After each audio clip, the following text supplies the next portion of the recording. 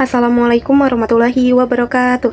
Halo semuanya, perkenalkan nama saya Natasha dengan NIM 6612413. Di sini saya akan menganalisis tentang manajemen strategi PT KAI. Dalam bagian awal ini kita mengenal PT KAI Kereta Api Indonesia sebagai BUMN yang bergerak di bidang jasa perkeretaapian. KAI ini tidak hanya menyediakan layanan transportasi, tetapi juga membangun budaya perusahaan berlandaskan nilai-nilai akhlak. Perusahaan ini tuh memiliki visi yaitu menjadikan solusi transportasi terbaik untuk Indonesia. Selanjutnya yaitu ada misi utama. Yang pertama yaitu menyediakan transportasi yang aman dan efisien. Yang kedua yaitu menggambarkan transportasi massal yang terintegrasi dengan dukungan SDM serta teknologi. Yang selanjutnya yaitu memajukan pembangunan nasional melalui kemitraan. Visi misi inilah yang menjadikan arah dasar seluruh strategi ini yang akan kita bahas.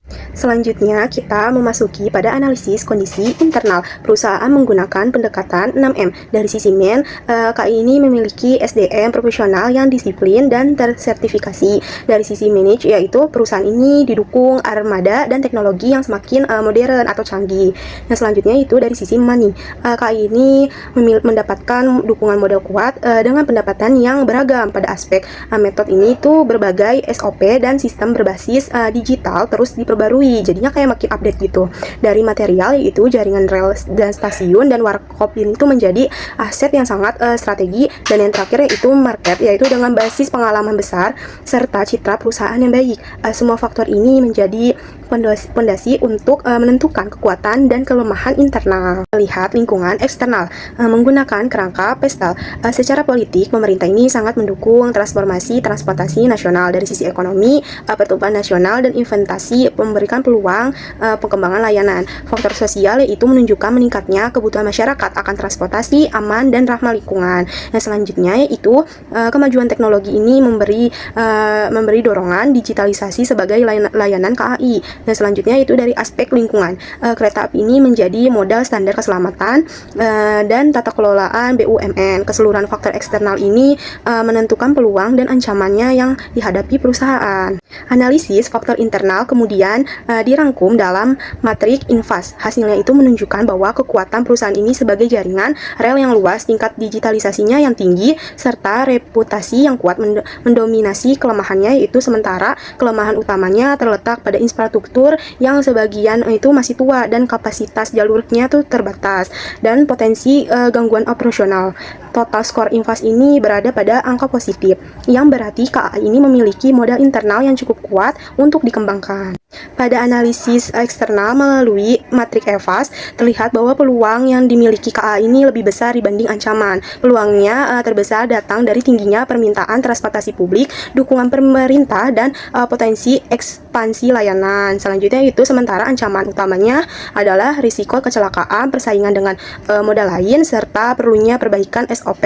Total skor EVAS-nya itu juga menunjukkan nilai positif, menandakan bahwa lingkungan eksternal ini memberikan ruangan yang cukup besar bagi pertumbuhan KAI. Skor IFAS dan EVAS ini menempati KAI pada kuadrat 1. Dalam matriks IE, posisinya ini menunjukkan kondisi yang sangat menguntungkan, di mana kekuatan internal ini tinggi dan peluang eksternalnya itu besar. Dengan posisi tersebut, strategi ini yang paling tepat bagi KAI adalah strategi perusahaan atau strategi agresif. Fokusnya ini adalah memaksimalkan kekuatan perusahaan untuk menanggap berbagai peluang yang tersedia, terutama melalui ekspansi, modernisasi, dan penilaian kualitas jalan. Untuk merumuskan strategi lebih detail digunakan matriks SOT.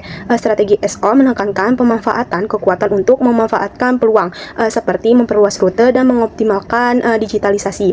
Strategi WO mendorong perbaikan kelemahan dengan memanfaatkan peluang, misalnya modernisasi armada lama. Strategi ST memanfaatkan kekuatan untuk merendahkan ancaman, seperti meningkatkan ketepatan waktu di tengah persaingan. Sementara strategi WT bersifat defensif, yaitu memperbaiki infrastruktur dan memperkuat SOP untuk mengurangi risiko. Hasilan implementasi strategi ini sangat bergantung pada prinsip dasar yang diterapkan perusahaan, yaitu efektivitas, efisien, dan transparansi, akuntabilitas, responsivitas, serta profesionalitas SDM. Prinsip-prinsip ini menjadi pedoman utama dalam setiap keputusan tindakan operasional. Implementasi strategi kemudian diterjemahkan melalui balance scorecard. Dari perspektif finansial, fokusnya ini diarahkan pada peningkatan pendapatan dan efisiensi biaya. Dari sisi pelangganan, peningkatan kepuasan dan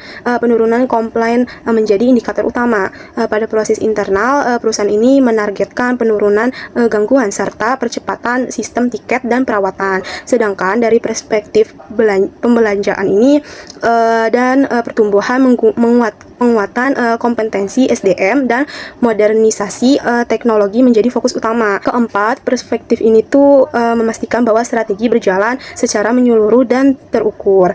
Dapat kita simpulkan bahwa PT KAI ini berada dalam posisi strategis yang kuat dan memiliki peluang besar untuk terus berkembang. Tantangannya yaitu bagaimana perusahaan ini secara konsisten menerapkan strategi pertumbuhan melalui modernisasi, inovasi layanan, dan peningkatan kualitas operasional. Cukup sekian dari saya. Wassalamualaikum warahmatullahi wabarakatuh. Bye-bye.